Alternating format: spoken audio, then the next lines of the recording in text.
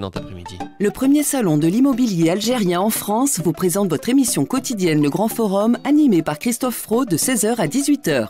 Le Cina Paris, qui aura lieu les 28, 29 et 30 octobre prochains à l'espace Charenton dans le 12e arrondissement de Paris, présentera les meilleures offres immobilières aux ressortissants algériens basés à l'étranger. Entrée gratuite, rendez-vous sur cinaparis.com.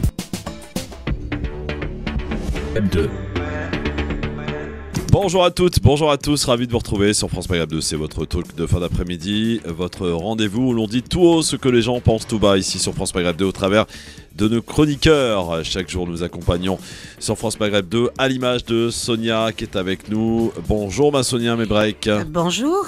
Secrétaire médicale toujours. Toujours, fidèle au poste. Mais ravi de te retrouver. À tes côtés, Mam qui nous racontera la belle histoire d'un générique qui va changer en cours de route. Oui, qui va changer en cours de route pour... J'adore. Pour des raisons qui sont des raisons indépendantes de ma volonté internationale. Mais surtout, là, tu viens de faire un petit bug, là. Bon, et personne ne s'en est rendu compte. Quoi? Hein? Qu'est-ce que j'ai fait? Bienvenue à notre truc. Notre truc, quoi? Quand tu as voulu dire rendez-vous, tu t'es rattrapé après, et tu as dit truc. Attention. Ah ouais, okay, je remarque. Ouais, je dors pas beaucoup en ce moment, je vais vous le dire. Ah oui, non, pas beaucoup. Mon Farid Tamsamani est avec nous, enseignant dans l'intelligence économique. Comment ça va, mon Farid? Très bien, et toi, Christophe? Ravi de te retrouver, évidemment. Et puis Nadège, bien entendu, qui va relayer cette émission sur les réseaux sociaux, Twitter, le Grand Forum FM2, Instagram, le Grand Forum FM2 et sur Christophe, le Grand Forum, sur Facebook, évidemment. Voici le programme de cette émission, je vous en souhaite la bienvenue. Le Grand Forum avec Christophe Fro sur France Maghreb 2. La battle tout à l'heure en fin d'émission qui opposera Sonia Mebrek à Farid Tamsamani avec cette question après les révélations et l'affaire Adrien Quatennens et l'affaire Julien Bayou. Ont-ils toujours leur place à l'Assemblée nationale puisque ces deux-là sont députés NUPES? Sonia dit oui, Farid dit non. Voilà, on en reparlera évidemment tout à l'heure et vous pourrez jouer les arbitres bien sûr et continuer de répondre à cette question. Vous êtes 52% sur Twitter à dire non pour l'instant, 48% à dire oui. Bien, vous continuez de voter sur le Grand Forum FM2 bien sûr et en fin d'émission tout à l'heure. Le quiz bien entendu, la belle histoire du générique. On découvrira de quel générique il s'agit tout à l'heure, le zapping, et nous ferons un focus avec l'ONG, le Secours Islamique France, à propos des inondations au Pakistan. Vous avez suivi ce qui s'est passé. Le bilan est lourd, 1500 morts, de nombreuses habitations détruites, des épidémies en pagaille. La situation évidemment est alarmante. On fera le point avec Maria Frascou qui est responsable Maghreb, Asie, Proche-Orient au Secours Islamique France, ainsi que Imed El Kouki qui est responsable marketing au Secours Islamique France tout à l'heure, à ne pas louper. Juste auparavant, on fera un petit tour par l'Iran puisque ça s'enflamme. Vous avez vu cette polémique après la mort d'une femme qui a été arrêtée par la police des mœurs parce qu'elle n'était pas bien couverte. Et bien voici que des manifestations qui maintenant touchent une trentaine de villes en Iran avec des femmes qui se coupent les cheveux et qui brûlent le hijab. On en reparlera évidemment de cette situation, mais pour l'heure et pour commencer, c'est nos clins d'œil sur France Maghreb 2. C'est parti, bienvenue à vous. Avec évidemment le 21 septembre, vous vous souvenez certainement de ce qui s'est passé le 21 septembre 2001. On était d'ailleurs quelques jours après les attentats du World Trade Center à New York. C'est une violente explosion, la plus grave catastrophe industrielle depuis la Seconde Guerre mondiale. Qui ravage donc l'usine AZF, l'usine chimique AZF à Toulouse. Le bilan était lourd, 30 morts et 30 000 logements qui ont été endommagés. Une grosse, énorme explosion. Je vous propose juste, avant d'en parler, de réécouter l'extrait du journal de France 2 à l'époque. Le site de l'usine a été lui entièrement dévasté, stupéfiantes images qui rappellent celles d'un bombardement. Plusieurs bâtiments proches ont été partiellement ou totalement détruits. Valérie Hermite. C'était un complexe industriel. Il n'en reste plus rien. 10h20 ce matin, une explosion gigantesque dévaste l'usine pétrochimique AZF. Une usine qui produit des engrais à la périphérie de Toulouse. L'explosion aurait eu lieu dans l'un des ateliers d'AZF, une tour de stockage de nitrate. À sa place, désormais, un cratère de près de 50 mètres de diamètre. On a eu une explosion, on s'est tous retrouvés dans l'état où on est là. Je ne peux pas vous en dire plus pour l'instant. Donc notre première priorité, c'est d'évacuer les blessés. Évacuer les employés du site. Près de 350 personnes se trouvaient dans l'usine et des centaines d'autres dans les bâtiments alentours soufflés eux aussi par la violence de l'explosion. J'étais juste à côté, juste en face de l'usine qui a explosé, et je me suis retourné. J'ai vu des flammes qui montaient dans le ciel, et il y a eu un grand souffle, et voilà. Il y avait tout de retourné. Tout un grand massacre. Il y a des blessés partout là-bas, il y a des blessés. Ah ouais, il doit y avoir des blessés partout. Moi j'ai vu juste à côté de l'usine où on travaillait, les gens avaient la tête ouverte, et il manquait un œil et tout ça. Combien de morts, combien de blessés sous ces bâtiments effondrés, ces voitures détruites. Des clients du magasin Darty tout proche de l'usine seraient eux aussi décédés.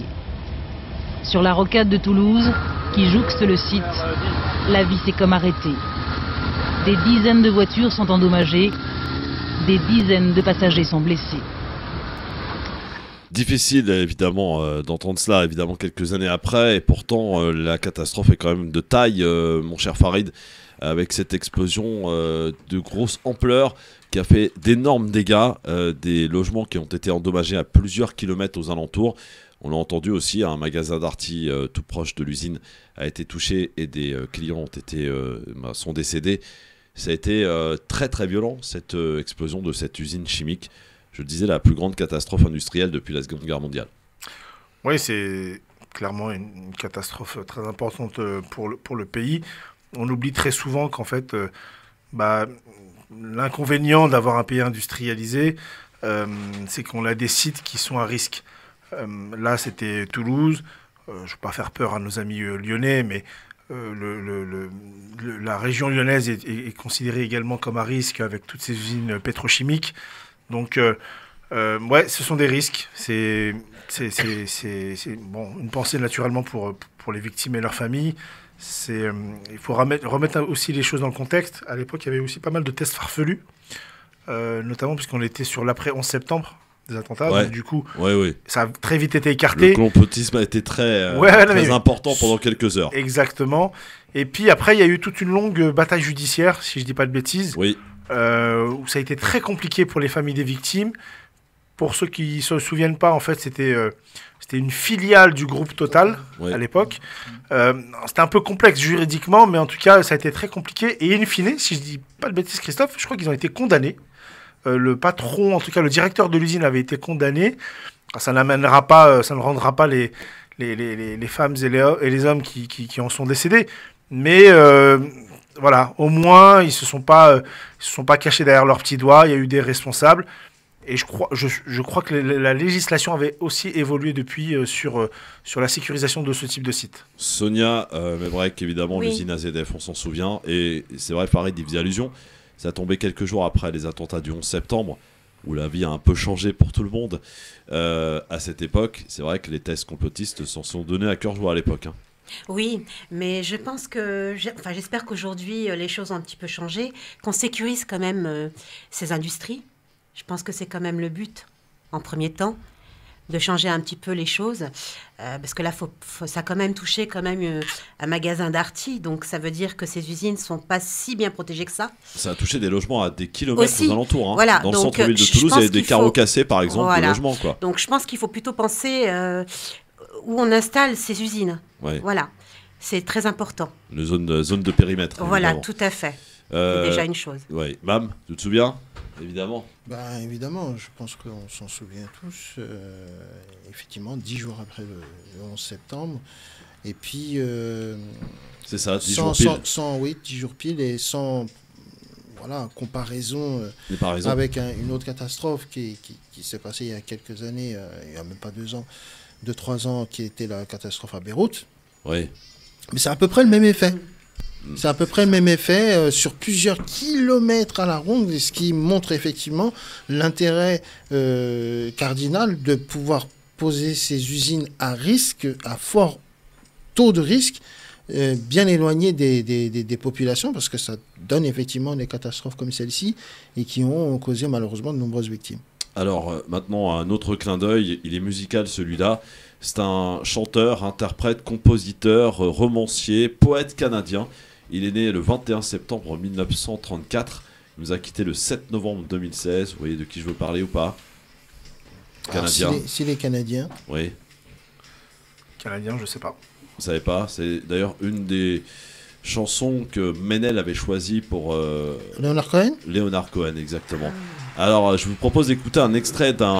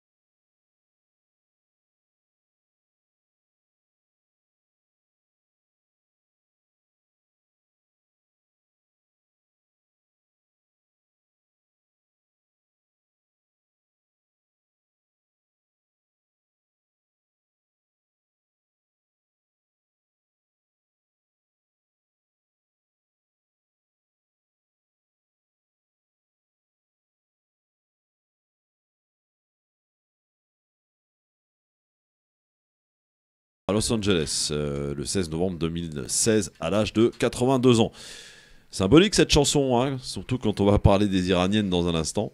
Ça a du sens. Voilà, on l'a même pas fait exprès. Même pas fait exprès. Dans un instant, le fait du jour, c'est les menaces de Poutine, qui réagit évidemment à ce qui s'est passé à l'ONU. Mon cher Farid, ma chère Sonia, chers amis auditrices, auditeurs, vous pouvez intervenir évidemment au 01 40 33 9000, un extrait de Poutine plus menaçant que jamais, que nous écouterons dans un instant. Ne bougez pas, c'est le Grand Forum évidemment jusqu'à 18h. Restez avec nous, le Grand Forum revient dans un instant sur France Maghreb 2. Le Grand Forum. Le Grand Forum sur France Maghreb 2 avec Sonia Mebrek, avec Farid Temsamani, Mam aussi qui est avec nous aujourd'hui en présentiel. On souhaite un propre rétablissement à Audrey Pronostic qui devait être là, mais elle est bien malade, la pauvre. Elle est au lit. C'est pour ça que j'ai modifié Et c'est pour ça que j'ai modifié la belle histoire des génériques. Voilà. Le petit clin d'œil. Ouais, voilà. Il se passe des trucs. Bon rétablissement. Un bon rétablissement à Audrey. Voilà. Grosse pensée pour elle. Oui. Bon, alors, le fait du jour, évidemment, vous avez suivi donc cette Assemblée Générale des Nations Unies. Tout le monde y a été, évidemment, tout le monde a parlé. Emmanuel Macron a été plus menaçant que jamais en mobilisant tout le monde pour soutenir l'Ukraine, menaçant vis-à-vis de la Russie. La réponse ne s'est évidemment pas fait attendre puisqu'elle est arrivée ce matin. Vladimir Poutine s'est exprimé. Un extrait. Ils font du chantage avec l'arme nucléaire, cela peut se retourner contre eux. Nous entendons des possibilités de recourir à une arme nucléaire contre la Russie. Ce sont des paroles des représentants de l'OTAN. Je tiens à vous rappeler que la Russie est également dotée d'un certain nombre d'armes suffisamment lourdes. Et si jamais les intérêts nationaux de la Russie sont menacés, nous allons sans aucun doute utiliser toutes les armes qui sont à notre disposition. C'est très sérieux. Nous devons soutenir la proposition lancée par le ministère de la Défense de mettre en place une mobilisation partielle. Ainsi, uniquement les citoyens qui se trouvent sur les listes des réservistes doivent être mobilisés, et surtout ceux qui ont une expérience militaire. Cette mobilisation partielle prend effet aujourd'hui. Concernant les référendums, les habitants des régions de Donetsk, Lugansk ou encore Kherson pourront se prononcer sur leur sort. L'objectif de l'Occident est de détruire la Russie. Ils disent ouvertement qu'en 1991, ils ont réussi à briser l'URSS et la Russie. Ils ont créé la russophobie. Et cela concerne l'Ukraine, où il y a eu des intentions anti-russes. La guerre commencée en 2014, c'est la faute de l'Occident. Poutine, très menaçant, comment faut-il l'interpréter ce discours, Farid? Pour moi, c'est la fuite en avant, c'est du classique. On peut reprendre dans l'histoire. Alors, je ne vais pas utiliser le terme de dictateur, les gens ne vont pas être contents, parce que la Russie, c'est quand même un grand pays. Mais son discours, pour moi, c'est de la victimisation gratuite. C'est ce que je dis, c'est-à-dire que l'Ukraine, on va pas parler d'enlisement, c'est pas exactement ça, mais clairement ça s'est pas passé comme prévu. La résistance entre guillemets des Ukrainiens, en vérité appuyée par les États-Unis et l'OTAN, est telle que les Russes sont pas, malgré l'arme nucléaire, malgré une marine importante, etc., ne sont pas prêts véritablement à mener un vrai combat face à l'OTAN. Ça c'est de manière objective, ça ne veut pas dire que c'est une très grande armée, hein, mais mener combat aujourd'hui, c'est plus compliqué. Donc du coup, il est obligé, pour rassembler la population, surtout pour pas qu'elle pour pas qu'elle se divise et pour pas qu'elle se monte contre lui. Je rappelle qu'en fait, il était question, jusqu'à il y a quelques heures, d'une potentielle mobilisation des réservistes pour appuyer les soldats de formation et professionnels russes. Il en a décidé que ça ne serait pas le cas, ce qui était complètement logique. Par contre, là, la réaction va être un peu...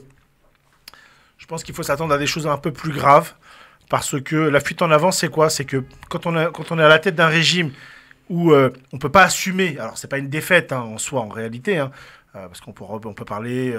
de tout ce qui est économie, mais la réalité, c'est que la Russie, aujourd'hui, vit des moments difficiles. Alors, bien sûr, il y a le fantasme des uns qui pensent que la Chine va venir les sauver, etc., ce qui est complètement faux. Et donc, du coup, aujourd'hui, il est obligé de bomber le torse.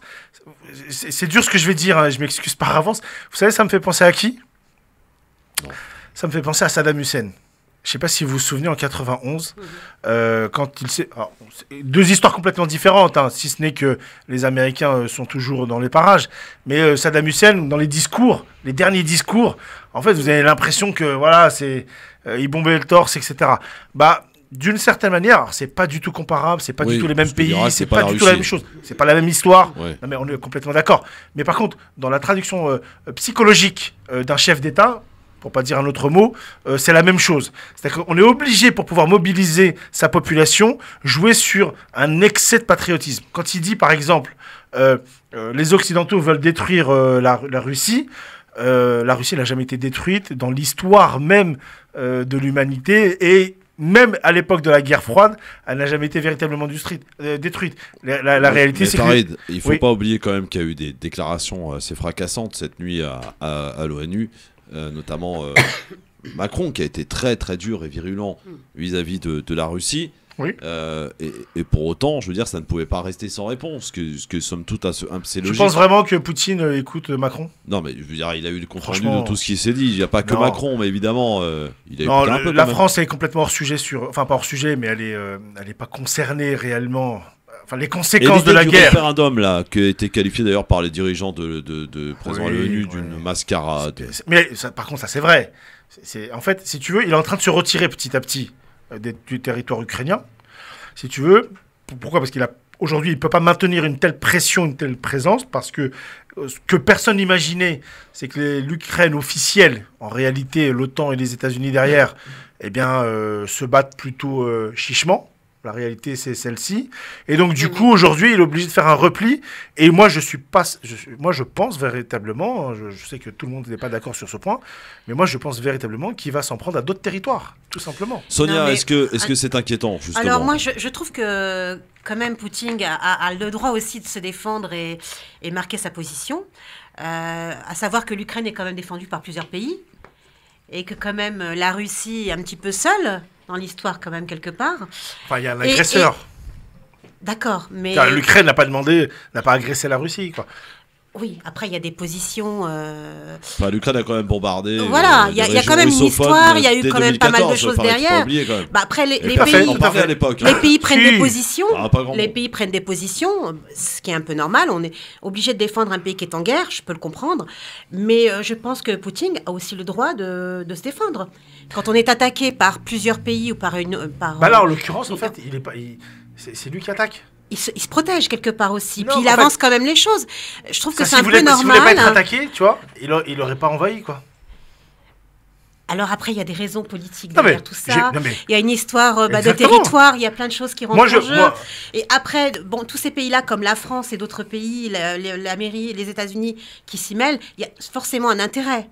On ne va pas se voiler la face. Bien sûr. Voilà. Mais on va pas se mentir. Voilà, il y a un intérêt, il y a un intérêt politique. Tout ça, il y a de la géopolitique. Rien n'est fait pour sauver les gens ou quoi que ce soit. Il y a un intérêt politique, il faut le savoir. Il y a plus qu'un intérêt politique, il y a un intérêt géopolitique. La conséquence, c'est quoi? C'est que, à juste titre, et là je peux le comprendre, le président russe et même la population russe, de dire, voilà, on ne veut pas qu'à nos frontières, y ait un peu plus d'Américains. Bon, c'est hypocrite parce qu'ils le sont déjà, mais on ne veut pas un peu plus. Finalement, le fait d'avoir envahi, en fait, il donne juste le là à tous les autres pays, et notamment par exemple la Finlande, qui est quand même restée la plus neutre possible jusqu'à présent, de dire, oh là là là, si vous êtes capable de faire ça en Ukraine, bah vous savez quoi, nous on va accélérer le mouvement et on va rejoindre l'OTAN. C'est pour ça que je dis... Mais quelque part, Farid, il y a des attaques quand même. Là, on le provoque. On le provoque quand même. On provoque quand même Poutine, quelque part. Bah c'est lui qui a envahi l'Ukraine quand même. Oui, mais bon, dans les propos qui se passent actuellement. Mais ça, c'est du cinéma. Il faut aussi essayer l'ONU est quand même là pour aussi apaiser les choses aussi. Essayer de trouver une solution. Le fait qu'il y a l'ONU, par exemple, moi je trouve ça bizarre. Là, j'ai l'impression qu'on monte un peu les uns contre les autres et puis qu'on se mobilise. Il y a plusieurs pays qui prennent une partie et on se trouve... je trouve qu'il y a quand même une histoire d'intérêt. Il n'y a que ça. Voilà, vraiment une histoire d'intérêt. Il n'y a qu'une histoire d'intérêt et tout ceci n'est que lié à une seule chose, c'est-à-dire le contrôle de ce qu'on appelle l'ordre mondial. Oui. C'est aussi simple que ça. Vous avez depuis la Seconde Guerre mondiale les États-Unis et l'OTAN, qui sont la puissance qui maîtrise d'une certaine manière l'ordre mondial à travers plein de choses, la monnaie, etc., l'armée. Et puis, vous aviez la Russie qui, il faut l'accepter, qui est une énorme civilisation, une énorme puissance. C'est une grande puissance, bien sûr, il ne faut pas l'oublier. Et qui a été, il faut le dire, parce que je ne l'apprécie pas forcément, un peu humiliée en 91 avec la chute du mur et ses conséquences. Et ce qui me fait rire d'ailleurs dans le discours de Poutine, Christophe, c'est qu'il fait référence notamment à l'ex-URSS. Lui-même qui a combattu et qui a fait détruire... Parce que ce que les gens ne savent pas, c'est quand vous on l'apprendra, mais Poutine, c'est pas un secret, c'est que Poutine, quand il était au KGB, il travaillait pour qui? Oui, bien sûr. Moi, ça me fait doucement rire aujourd'hui qu'il combat les Américains, mais il était bien content à l'époque où les Américains, les Occidentaux au sens large, aidaient pour pouvoir faire détruire l'URSS. Il faut se méfier de cette position. Et bien sûr. Il a quand même il a travaillé avec eux. Attention, je différencie deux choses. Il faut bien distinguer deux choses. Il y a le pays, il y a la population, et ensuite il y a le pouvoir. Le pays, États-Unis ou pas États-Unis, Poutine ou pas Poutine, c'est un énorme pays. C'est une énorme civilisation, la Russie. En tout cas, rien. Et il ne faut pas la négliger, je pense. Complètement. Il ne faut vraiment pas négliger rien ne va ça. vers un apaisement. Non. Ah non, mais moi je pense même qu'il va y avoir même d'autres envahissements. Et moi je pense que ces propos, il faut les prendre au sérieux. Oui, et voilà. ne pas créer Tout à fait. Vous allez me prendre pour un fou peut-être, mais il y a une enclave qui s'appelle Kaliningrad, qui est une enclave russe à la frontière enfin pas la frontière, dans le territoire on va dire d'une certaine manière de la Lettonie ou de la Lituanie, je me souviens plus très bien. Moi avec la Pologne, moi je suis persuadé d'une chose, c'est qu'il va trouver un prétexte, comme il y a un peu un enlisement en Ukraine, il va trouver un prétexte pour pouvoir attaquer un de ces pays-là. La Pologne sûrement. Peut-être pas directement la Pologne, mais ça a déjà forcément la Lituanie ou la Lettonie. Si c'est le cas, Farid, c'est le début de la 3e guerre mondiale. Non, je crois pas. Non. Mais d'ailleurs, c'est très intéressant, Christophe, ta réflexion. Comment la Seconde Guerre mondiale comment la guerre de 39 en fait est devenue mondiale? Est-ce que vous vous souvenez pourquoi on a basculé dans une guerre mondiale? Je me rappelle pas, je n'étais pas né. Oui, mais il y a des historiens, il y a l'histoire. Mais si vous vous souvenez... Mais tu sais qu'on a commencé... Dans l'histoire, c'est le fameux assassinat de François Ferdinand. Ouais, pour la première. Mais pour la seconde. Comment les Américains sont rentrés en jeu? C'est quand les Japonais, pour pouvoir créer pour pouvoir créer une diversion, ils attaquent Pearl Harbor à Hawaï. Et c'est uniquement à ce moment-là que les Américains décident de rentrer dans le jeu pour pouvoir défendre officiellement, parce qu'en réalité... mais la guerre avait déjà commencé. Mais pas les Américains. Elle n'était pas mondiale. Oui, elle était européenne. Elle était pas mondiale, c'est vrai. Et donc là, ce que Christophe dit est un peu parallèle. Et en fait, c'est pour ça que tout à l'heure, je disais, en fait, il est prévisible, Poutine, malheureusement, aujourd'hui. Il n'était pas dans l'envahissement, il est tombé dans le panneau, mais aujourd'hui il est prévisible parce qu'il réagit. J'ai fait référence à Saddam Hussein. Tout à fait. C'est triste, mais en psychologie de ce type de chef d'État, en fait, c'est toujours la même chose. Quand on est acculé, on sait les bêtises qu'ils vont faire. Et moi, je suis persuadé d'une chose, c'est qu'il va s'en prendre à un autre pays. Pourquoi? Parce qu'il est obligé de mobiliser le patriotisme de son pays. C'est du classique dans tous les continents de la planète. L'histoire est souvent racontée par les vainqueurs, Farid, tu le sais bien. Ça, c'est après, mais bien sûr. Non, mais je veux dire, voilà, faut apporter des nuances. Alors, on verra évidemment si tes analyses s'avèrent vraies dans quelques mois, dans quelques semaines. En tout cas, il y a quand même quelques raisons d'être inquiet. Moi, je pense qu'il faut l'être, en tout cas. De la tension qui est en train de monter, elle est palpable. Bien sûr. Les mots, les phrases, les sorties de phrases de Poutine et de l'autre côté aussi des dirigeants qui se sont exprimés cette nuit. On voit qu'on va tout sauf vers l'apaisement. Et ça, c'est triste, évidemment, parce que qui va en pâtir? Évidemment, les civils. On est de retour dans un instant pour une colère à visage découvert. C'est le titre d'ailleurs d'un article paru dans plusieurs journaux aujourd'hui, pour parler de l'Iran et de cette femme qui a été arrêtée, une femme âgée de 22 ans, parce qu'elle ne portait pas bien. Et encore une fois, je relais la version officielle de ce qui nous est rapporté, son voile sur la tête, son hijab. Et ensuite, elle a été apparemment malmenée, très malmenée dans la voiture de police. Elle en est décédée et depuis, de nombreuses manifestations grandissantes dans le pays qui ont atteint une trentaine de villes où l'on voit des vidéos sur les réseaux sociaux de femmes iraniennes se coupant les cheveux et brûlant leur hijab. Jusqu'où ça peut aller cette histoire? Faut-il croire un peu tout ce qu'on nous raconte aussi sur cette histoire, sur ce pays aussi? On en reparle dans un instant avec Sonia Mebrek, avec Farid Tamsamani et Mam sur France Maghreb 2. Ne bougez pas, le Grand Forum revient dans un instant. Le Grand Forum sur France Maghreb 2. Farid Tamsamani est avec nous, Sonia Mebrek également, ainsi que Mam, Nadège aussi. Qu'on n'entend pas beaucoup dans cette émission, mais elle travaille, elle relaie sur le Grand Forum FM de Twitter, sur Instagram, sur Facebook. Et vous pouvez voter d'ailleurs à la question qui sera soumise en battle tout à l'heure, après les révélations de violences conjugales pour Monsieur Quatennens et Monsieur Bayou. Ont-ils toujours leur place à l'Assemblée nationale en tant que députés? Sonia nous dit oui, ils ont encore leur place, elle s'en expliquera tout à l'heure. Farid nous dit non. Dehors. Eh bien 52% d'ailleurs toujours pour le non sur Twitter, le Grand Forum FM2 en battle tout à l'heure à la fin de cette émission. Pour l'heure, À la une de la presse, c'est donc les manifestations de la colère en Iran après la mort de Madame Sahanini, donc âgée de 22 ans, qui est décédée la semaine dernière lors de son arrestation par la police des mœurs. C'était à Téhéran. La vague de contestation s'étend à une trentaine de pays, je le disais donc tout à l'heure. Ce matin, pas un mot de ces manifestations à la une des quotidiens officiels iraniens. Pour prendre la mesure de ce qui se passe, en Iran, il faut soit se tourner vers les réseaux sociaux, soit consulter la presse étrangère, notamment l'Orient le Jour, le quotidien libanais. Le journal évoque une colère à visage découvert face à une répression dont Mahsa Amini est donc devenu le symbole. Mahsa Amini, donc, dont le père a affirmé dans un entretien à la chaîne kurde Rodo que sa fille, arrêtée par la police des mœurs, donc je rappelle pour motif qu'elle n'aurait pas été assez couverte, aurait été, je le cite, battue à l'intérieur du véhicule de police alors qu'elle était détenue, ce qui a entraîné sa mort prématurée. Chère Sonia, comment tu réagis? Alors moi je trouve que c'est une histoire assez dramatique, en sachant que quand même l'Iran était quand même un pays à très... de dictature, il faut le savoir, que les femmes n'ont pas de liberté et qu'elles sont obligées d'être voilées pour pouvoir vivre normalement. C'est assez triste, vu les circonstances, parce que quand même les médecins qui ont vu cette jeune femme à l'hôpital ont dit quand même qu'elle a eu quand même 11 coups à la tête. Donc voilà, elle a été quand même maltraitée, battue, ce qui n'est pas normal. Voilà, je trouve ça dramatique. J'espère que tous les pays vont se mobiliser. Je pense que la France a pris une position, l'ONU aussi, et que les choses vont bouger. L'ONU, quand elle prend une position, c'est pas forcément que ça bouge derrière. Mais au moins, elle manifeste quand même son mécontentement. Ouais. Christophe, on ne peut pas rester insensible à ce qui se passe, surtout qu'en sachant que les femmes quand même risquent leur vie là-bas.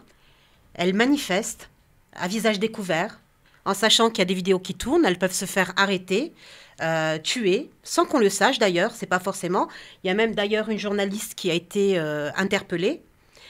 Donc voilà, ça reste quand même un pays où les choses sont quand même assez cachées et c'est ça qui est dramatique. Donc je pense qu'on a quand même notre mot à dire et on doit aussi se battre pour que ça puisse changer. Alors Farid, oui. Au cœur de ces manifestations, beaucoup de femmes, on en parlait, qui n'ont pas hésité donc à poster des vidéos d'elles. Sonia y faisait référence en se coupant les cheveux, brûlant leur voile. Tiens, en France, le Parisien par exemple salue le courage de ces milliers d'Iraniennes qui se trouvent donc effectivement aux avant-postes de la contestation. Le Parisien aujourd'hui en France qui a recueilli depuis Paris les témoignages de plusieurs manifestantes, dont celui d'une jeune femme de 30 ans qui dit être descendue dans la rue pour la 3e fois de sa vie. Je la cite: « J'ai l'impression que nous sommes toutes otages. Le hijab, le voile, donc, n'est pas la seule atteinte à nos libertés. Il y a aussi l'interdiction de divorcer, par exemple. » C'est ce qu'on apprend dans cet article. Nous souffrons tous ici, et les femmes davantage. C'est ce que nous donc rapportent les dires de cette femme interrogée par le Parisien aujourd'hui en France. Farid. Là, le mouvement qui est né après ce drame... Ce drame assez exceptionnel, finalement, et assez coutumier du fait, l'Iran, parce que c'est pas la première fois que la jeunesse sort dans la rue. Oui, c'est vrai. C'est pas la première fois. Là, il y a toujours un symbole, il y a toujours quelque chose de symbolique qui met le feu aux poudres. Mais avec le temps, après, on apprend que c'est un peu différent de la réalité. C'est toujours plus complexe que ça. Ouais. Et moi, je voudrais... C'est pour ça que je recommande la prudence, en fait. Alors, pas sur les faits, parce que les faits, je pense qu'ils sont très clairs. Oui. Mais c'est quand même... Il y a une brigade des mœurs, c'est pas quelque chose de caché, c'est officiel. C'est quand même une première que les femmes se manifestent sans voile et se coupent les cheveux quand même. Alors, couper les cheveux, oui. C'est quand même une mais première en Iran. Non, c'est pas la première. En Iran Non, les Iraniennes, attention, il faut savoir, c'est que la société iranienne est une société extrêmement cultivée et éduquée. Bien sûr. Les femmes iraniennes sont déjà descendues dans la rue. J'ai parlé de brigade des mœurs, je m'excuse, c'est pas la brigade des mœurs, c'est la police des mœurs. La police des mœurs, voilà. Oui. Et il y a cette particularité, mais il faut connaître l'Iran pour comprendre que, en fait, on peut pas, pour comprendre ce qui se passe, on peut pas avoir notre œil d'occidentaux. Uniquement là-dessus. Déjà par exemple, dire qu'il y a une police des mœurs, mais ça paraît juste incroyable. Juste incroyable. Oui. C'est juste hallucinant. Brigade des mœurs, ça veut dire que si tu portes, je caricature un peu, c'est pas ça, mais tu portes des baskets rouges, alors que le code il te dit non, il faut que ça soit noir ou rouge bordeaux, tu vas en prison. C'est à ce degré-là. Donc c'est assez scandaleux d'une certaine manière. Mais encore une fois, avec des yeux d'occidentaux, c'est facile pour nous de critiquer à juste titre les choses. Maintenant, je pense qu'il y a, il faut quand même le rappeler, l'Iran est une théocratie, est un système religieux, la politique y est très imbriquée, la police des mœurs par exemple n'est pas liée au ministère de l'Intérieur en Iran.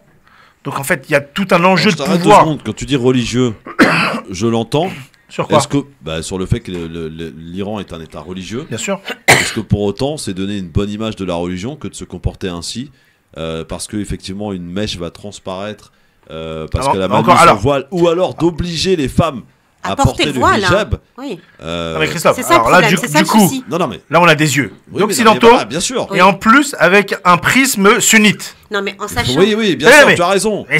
Mais en Iran, c'est chiite. En Iran, c'est la première puissance chiite de la planète. Alors c'est une minorité dans l'islam, certes.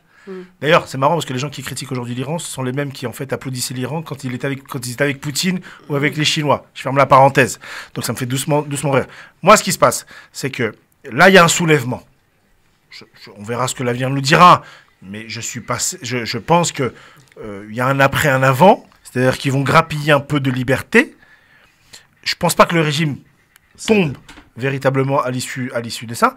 Mais ce qui est certain, c'est que en 2022, vous ne pouvez pas, quel que soit le pays, à mon avis, et là-dessus, moi je suis très clair et je l'assume, on ne peut pas en 2022 forcer un être humain, quel que soit le pays, quelle que soit la confession, quoi que ce soit, lui dire, voilà, il faut ceci, il faut cela. Tu dois t'habiller de telle façon. Ou... Mais la police des mœurs, ça n'existe pas qu'en Iran. Complètement. L'Arabie Saoudite. L'Arabie Saoudite, bien sûr. Les pays du Golfe en général. Mais bien sûr. Bien sûr. Ces mêmes pays avec lesquels on n'ésite pas à faire des affaires. Mais je vais même aller plus loin, Christophe. Dans les pays du Maghreb, il n'y a pas de police des mœurs au sens strict. Mais je peux te garantir une chose, la liberté de se vêtir ou de faire telle ou telle chose, en fait, n'existe pas dans un certain nombre de pays du Maghreb. Il n'y a pas besoin d'aller en Iran. Tu vas dans certaines villes du Maghreb, sincèrement... je peux te garantir une chose. Dans les grandes la villes, manière en tout cas, je peux te dire, contrairement à ce que l'on pense... à Marrakech... je peux te garantir, Christophe, à Marrakech, comme tu dis, la manière dont te vêtir, si elle est considérée comme outrancière, entre guillemets, attention, c'est pas mon avis à moi, par la police locale, je peux te dire qu'en fait, tu as des soucis. Alors là, tu ne parles pas des gens qui viennent de l'étranger. Non, je parle de tout le monde. De la population. De la population. Bien sûr. Des gens aussi qui viennent de l'extérieur, qui viennent en vacances, tout ça. Ça peut arriver. Ah bon? Ça peut arriver. Sincèrement, elle était en congé alors cet été à la police des mœurs. Non, j'ai pas dit qu'il y avait une police des mœurs. Non, j'ai bien compris. Mais en tout cas, c'est pas ce que j'y ai vu en tout cas cet été. Non, mais Christophe, attends, je vais caricaturer. Tu peux pas à Marrakech te balader en string. Non, mais bien sûr, mais à Paris non plus. À Paris non plus. Tu vas balader en string, tu vas avoir quelques soucis. Non, pas par la police en tout cas. Ah non, je sais pas. Écoutez, après, quand t'es au bord d'une plage, ça peut pas choquer. Je pense pas que ça va choquer grand monde. Dans le métro en string, mais je pense que quand même. Dans la rue, je ne suis pas sûre. Et puis je pense que. T'as compris que ma caricature a été volontairement grossière pour t'expliquer qu'il n'y a pas besoin d'aller en Iran pour ce genre de choses. Encore une fois, on a des yeux par rapport à ce qui se passe en Iran et notamment. Mais les conséquences ne sont pas les mêmes. Mais complètement. Non mais on est bien d'accord. Elle a raison. Les conséquences ne sont pas les mêmes. Là, on a quand même pour cette jeune fille qui est décédée, la pauvre, elle portait son voile, mais elle le portait mal. C'est quand même dramatique. Non mais c'est pour vous dire à quel point. C'est quand même grave d'entendre ça aujourd'hui. Exactement. Et je trouve ça d'une tristesse incroyable et que personne ne réagit, quoi. Mais ce qui est intéressant là-dedans, je ne sais pas ce qu'il faut attendre pour que les pays puissent manifester au moins leur mécontentement. Je ne sais pas, faire des choses. Il y a des choses à faire. Je ne pense pas que ça soit une question qui concerne les autres pays. Pour moi, c'est une question qui concerne la population et le peuple iranien.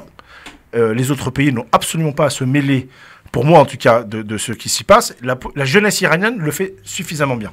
Ils le font à des intérêts précis concernant l'Iran, Sonia. Ouais. Les pays qui vont effectivement dénoncer, on le voit d'ailleurs hein, chez certains politiques français, etc., qui commencent à parler de l'Iran, qui en profitent finalement pour attaquer quelque part le pays. Voilà. Et par contre, on les trouve extrêmement silencieux pour les mêmes agissements. Alors peut-être que c'est pas les mêmes, mais en tout cas, je parle des conséquences, mais pour les mêmes agissements dans les pays du Golfe, là, on les entend beaucoup moins. Complètement. Donc ça commence à Alors, me fatiguer, moi, cette condamnation à géométrie variable. Mais Christophe, dans les pays des Golfe et tout ça, il y a la même chose qui se passe, sauf Bien qu'on sûr. n'en parle pas. Voilà. Et ça reste caché, mais et ça reste... voilà. Mais il faut savoir que les maltraitances sont faites aussi là-bas pour les femmes. Et peut-être même plus. Alors, on continue d'en parler dans un instant, mon frère. Ne bouge pas.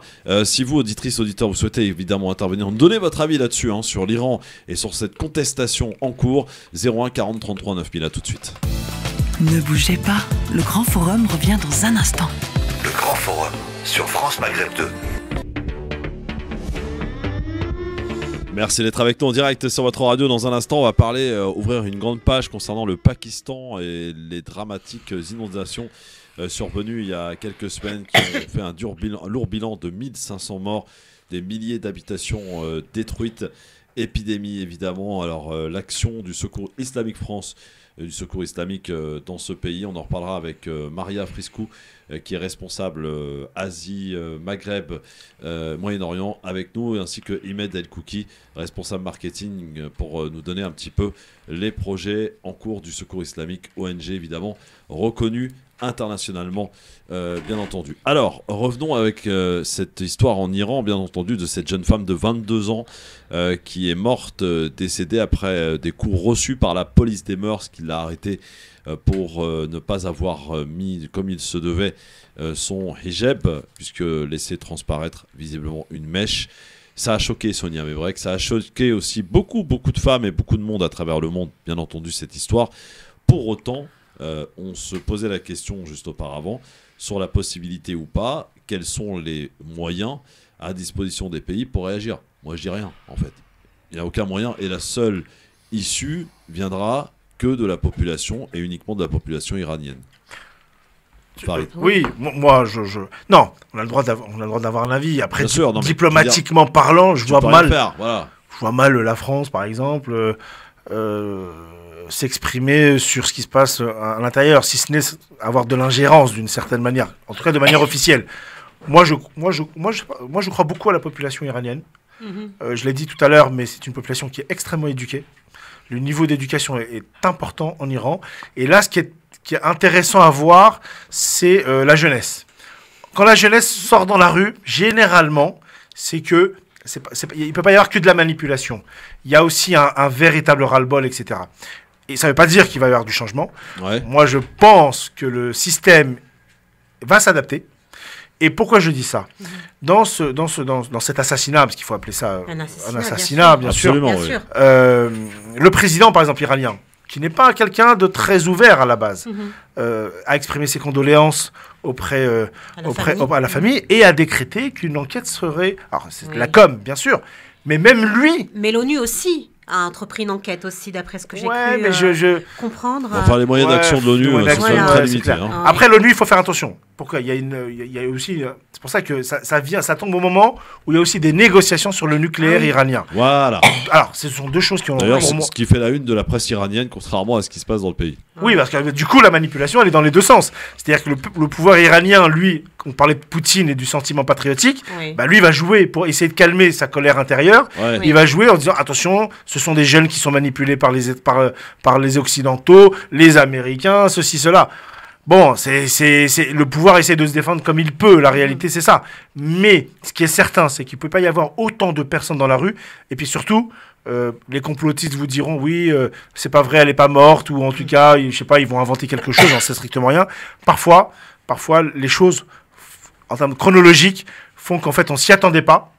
J'ai toujours je vais passer du coq à l'âne, la révolution tunisienne. Oui. Tout le monde s'attendait à ce que ça pète en Égypte, ou etc.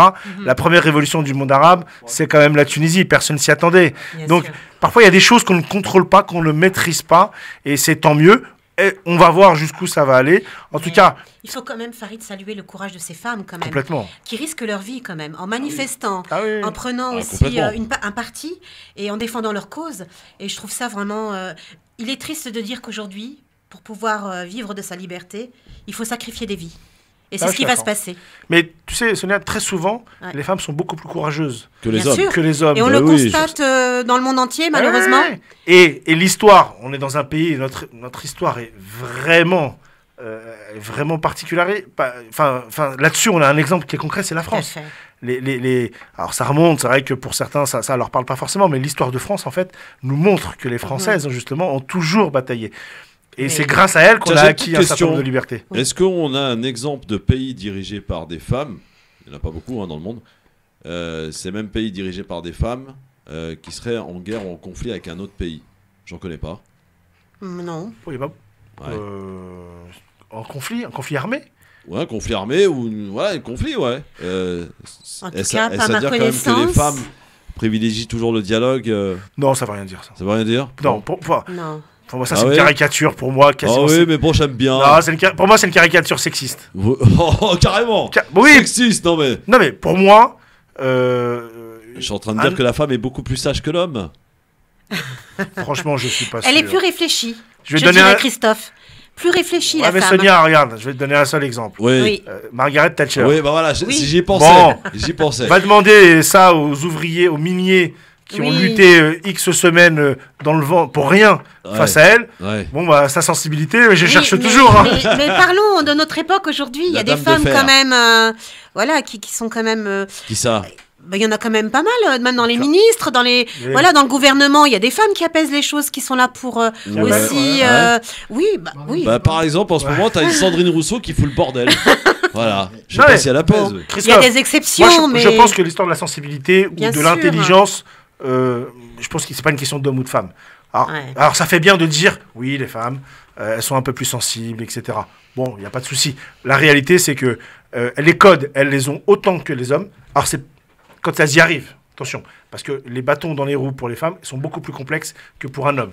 Mais là, Farid, on parle des pays où il y a de la dictature, comme l'Iran et comme d'autres pays. Voilà, les femmes n'ont pas de liberté.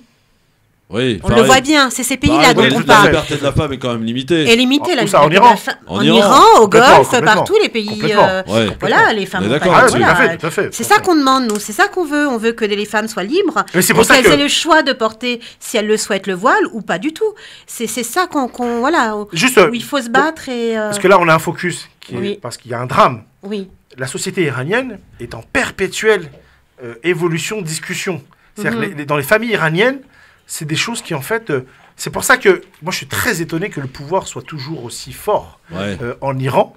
Parce qu'objectivement, dans les familles iraniennes, ce sont des discussions qui sont vieilles aujourd'hui. Enfin, quand je dis vieilles, c'est-à-dire que c'est pas nouveau. C'est pas aujourd'hui qu'on se pose la question. Mais alors, l'histoire du voile, etc. Sauf que le pouvoir... C'est là qu'en fait, on peut s'interroger sur la volonté des sanctions américaines. Et là, je reviens de la géopolitique. Finalement, ils ne rendent pas service à la population, les Américains. Pourquoi? Parce qu'en maintenant une pression, un pouvoir, des sanctions, en fait, ce que fait Poutine en Russie, c'est ce que faisait le pouvoir en Iran, c'est-à-dire qu'il glorifie... C'est une autre forme de dictature, on va dire que c'est pas pareil. Comment ils arrivent à tenir? Vous voyez, les Américains, ils sont contre nous. Donc, du coup, on renaît un sentiment patriotique. C'est toujours les mêmes techniques. J'espère, du fond du cœur, que la jeunesse iranienne, et notamment ces femmes iraniennes, auront un impact beaucoup plus important et qu'elles puissent avoir vraiment une véritable liberté. En tout cas, on souhaite la liberté des femmes, surtout. Dans un instant, direction le Pakistan, pour parler de terribles inondations avec nos invités du Secours Islamique France. Le Grand Forum, merci d'être avec nous, avec Sonia Mebrek, avec Farid Tamsamani, avec Mam, et vous, chers amis auditrices, auditeurs, soyez les bienvenus.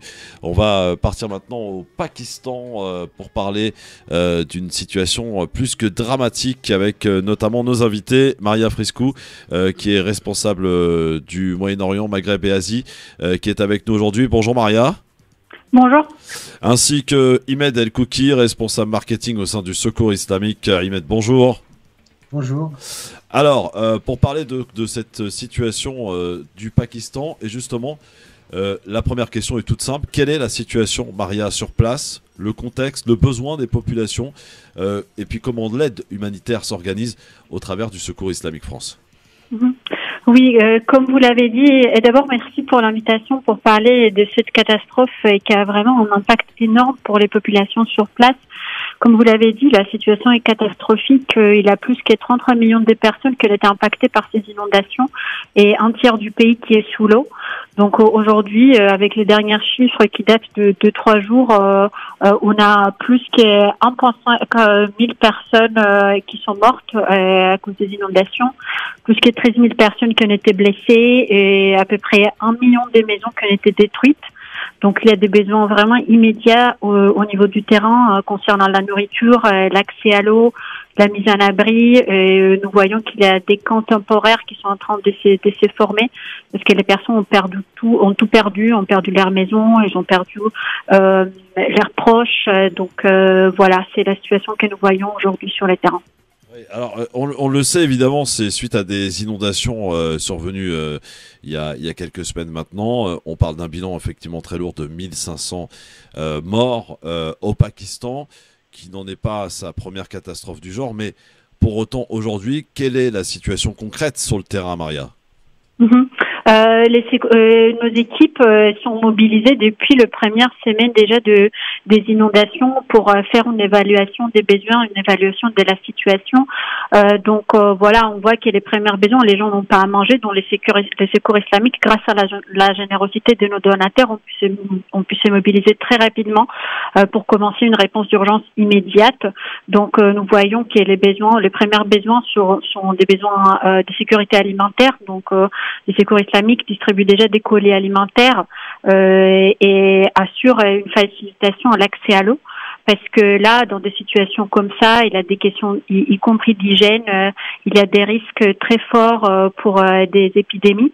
Donc voilà, c'est le deux secteurs les plus importants, c'est la sécurité alimentaire et l'accès à l'eau et à l'hygiène. Ahmed, évidemment, le secours islamique qui, à chaque fois, se mobilise, bien entendu, concrètement. On a des relais sur place, vous avez des gens qui travaillent pour évaluer la situation, évaluer les besoins, Ahmed? Oui, tout à fait. Le Pakistan fait partie des grandes missions, des grandes équipes du Secours islamique France à travers le monde. Et alors pour continuer, je vais juste rappeler effectivement la particularité du Pakistan, c'est le cas aussi d'autres pays comme Madagascar d'ailleurs dans lesquels on intervient aussi. En fait, on est face à un pays malheureusement qui est très fragile et qui subit de plein fouet les conséquences en fait du dérèglement climatique. Et comme tu l'as dit Christophe, c'est que le Pakistan n'en est pas à sa première malheureusement catastrophe au niveau des inondations. Chaque année malheureusement il y a une période de mousson qui justement avec des fortes pluies, mais là cette année c'est vraiment pire que les années précédentes. Donc du coup on a vraiment des inondations mais d'une ampleur assez importante qui du coup a déclenché un petit peu toutes ces conséquences, donc déplacement de population, destruction de maisons, de bétail. C'est vrai que Maria parlait tout à l'heure de tout ce qui était donc les personnes qui sont décédées, les morts, etc. Mais faut aussi parler de tous les ravages causés par ces inondations, notamment à travers la destruction du bétail, des terres agricoles. Et on est dans des régions très rurales. Et en fait, les familles ont perdu en fait une source de revenus, j'allais dire essentielle. Donc ça, c'était la première chose que je voulais rappeler. Et la deuxième chose, effectivement, on a une équipe sur place qui travaille toute l'année, sur nos projets sur le long terme, que ce soit l'enfance, que ce soit la sécurité alimentaire, l'accès à l'eau.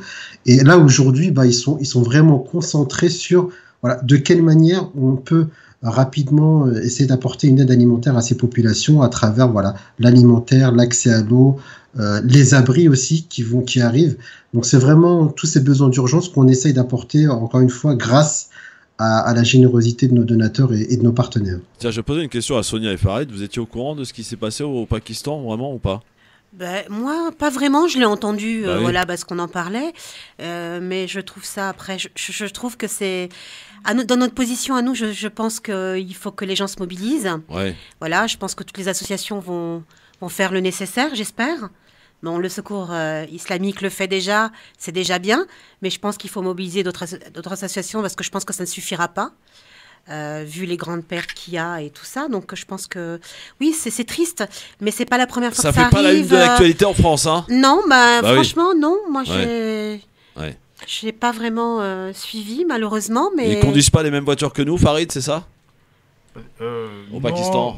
C'est pas ça, c'est que quoi le lien entre la France et le Pakistan est quand même minime. La réalité, c'est celle-ci. Vous allez en Angleterre, on en parle un peu plus. La diaspora pakistanaise en Angleterre plus présente. Est beaucoup plus présente. La réalité, c'est celle-ci. Après, quand il y a une catastrophe, en fait, je pense qu'on va en parler de plus en plus pour une raison très simple, c'est qu'il y a une polémique en réalité sur les conséquences de ces pluies, sur la cause pardon de ces pluies. Certains le ramènent au réchauffement climatique, ce qui n'est pas impossible en réalité. Donc du coup, je pense qu'on va en parler. Après, tu as raison. Je crois que c'est... je sais pas combien de morts. 1500 morts pour l'heure. Voilà, 1500. Mais je crois que c'est je sais pas combien de millions de personnes sont concernées par ces inondations-là. Maria, combien de millions de personnes sont concernées, Maria Friscou, par ces inondations au Pakistan? C'est 33 millions et avec un tiers du pays quand même qui est actuellement sous l'eau. Voilà. Donc là, c'est des chiffres concrets quand même. Ça fait, c'est sûrement des villes où il y a beaucoup de pauvreté. Je suppose que c'est pas forcément des grandes villes. Hein. Oui, le Pakistan est un pays pauvre. Déjà. Quelle est partie du Pakistan qui a été touchée principalement, Maria Friscou? Alors, il y a deux provinces, c'est la province du Balochistan et du Sindh qui ont connu les plus grandes pertes et destructions. Et effectivement, c'est plutôt des zones rurales qui ont été impactées par ces pluies. Ouais.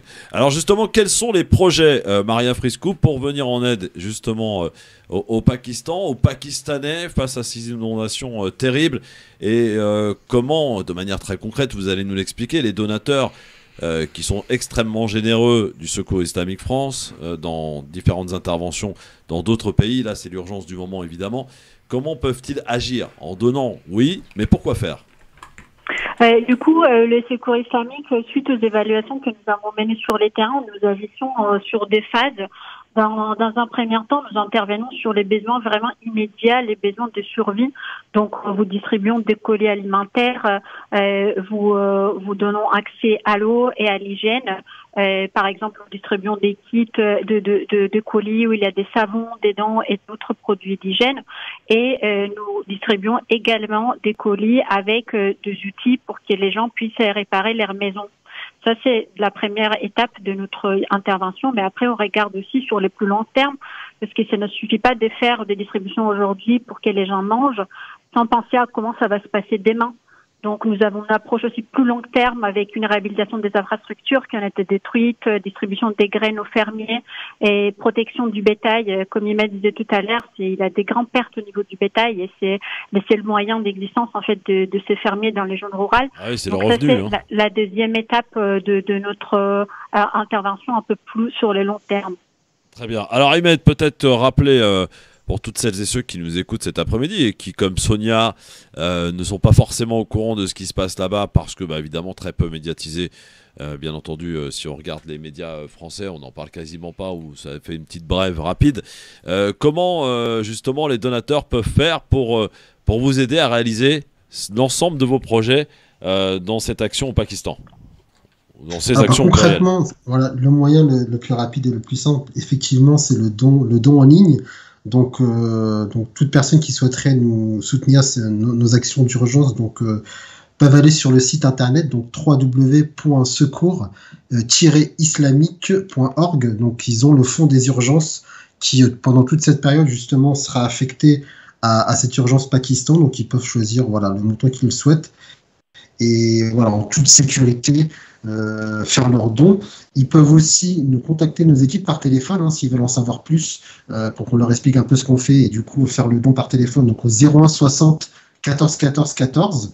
Il y a également le courrier pour ceux qui sont plus adeptes du chèque, même s'il y en a de moins en moins, mais vous pouvez aussi envoyer un chèque par courrier à notre adresse. Attention. Voilà.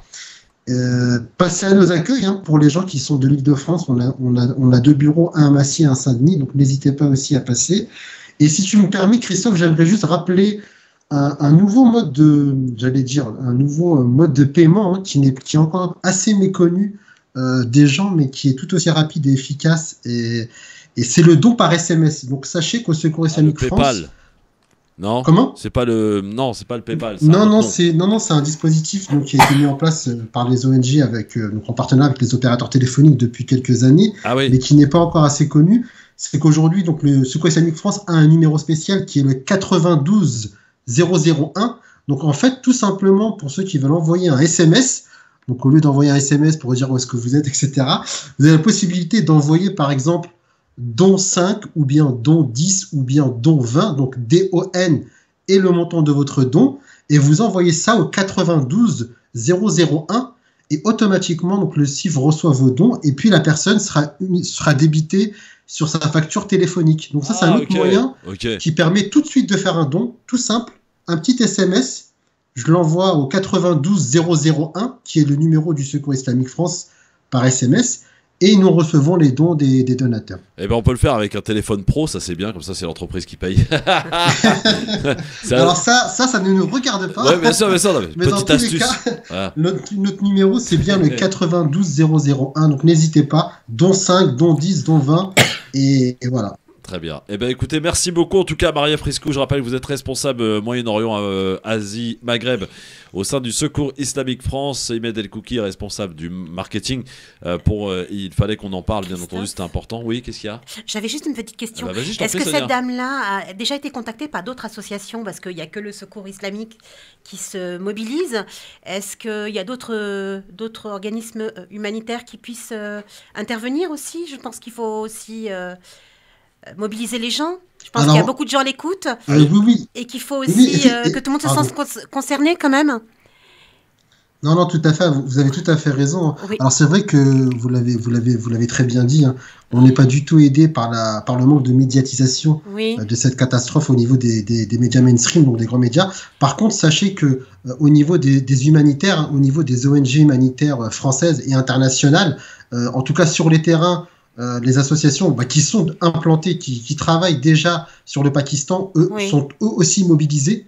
Donc voilà, d'une manière générale, les ONG d'urgence, les ONG médicales et toutes les grandes ONG qui sont habituellement vous parlez du Médecins du Monde, tout ça, les grandes associations. D'accord. Voilà, chacun parle de son action en fait finalement. Oui. Ah bah oui, c'est important de rappeler. Donc on rappelle 01 74 14 14 www.secours-islamique.org sur internet. Et donc la petite nouveauté, vous pouvez envoyer un SMS depuis votre portable, vous envoyez don, DON, suivi du montant que vous souhaitez, hein, donc 5, 10, 15, 20, 150, 1000, 300, etc. Non, Christophe, je le rappelle, c'est limité à 20. Quand même. Ah d'accord, ok, bon bah ça va. C'est limité à 20, donc de 0 à 20, enfin de 1 à 20, vous envoyez le SMS au 92 001. Très bien, c'est ça. 92 001 pour faire votre don par SMS, c'est limité à 20 €. Ça va pas vous ruiner non plus. Merci beaucoup Ahmed, merci Maria, et à très vite bien entendu pour nous tenir au courant, ne serait-ce que voilà, de la situation au Pakistan qu'on va suivre de très près. Et merci effectivement d'être encore une nouvelle fois présent sur la situation et sur l'urgence en cours au Pakistan. Merci beaucoup. Dans un instant, le zapping. On va revenir à une réalité beaucoup plus... je trouve pas le mot. Voilà, vous allez voir dans un instant. Restez avec nous. Ne bougez pas, le Grand Forum revient dans un instant. Le Grand Forum sur France Maghreb 2. Le LGF, merci d'être avec nous, avec Sonia Mebrek, avec Farid Tamsamani et Mam, qui va nous raconter la belle histoire d'un générique, d'une célébrissime émission. Pas maintenant, j'espère. Non, pas maintenant, t'inquiète, tout va bien. Tout va bien, Mam, tout va bien. Ouais, parce que j'étais pas prêt du tout. Bah oui, je sais, c'est pour ça que j'aime bien prendre les gens par surprise, évidemment. D'une célèbre émission, d'une célébrissime émission. Petit indice, salut les petits clous. Bon, voilà, vous avez compris, je pense. Farid Tamsamani, Sonia, avec nous, avec la question en battle tout à l'heure, concernant l'affaire Quatennens. On dit comment d'ailleurs Quatennens, je crois. Adrien Quatennens et Julien Bayou. Moi, je l'appelle quadrilatère, donc ça résout le problème, tu vois. Eh bien, ont-ils toujours leur place à l'Assemblée? On voit que d'ailleurs Adrien Quatennens s'est retiré du mouvement de la France Insoumise. Bayou en a fait autant, je crois, du côté des Verts. Il reste pour autant député NUPES. Ont-ils toujours leur place? Sonia nous dira que oui, elle s'en expliquera.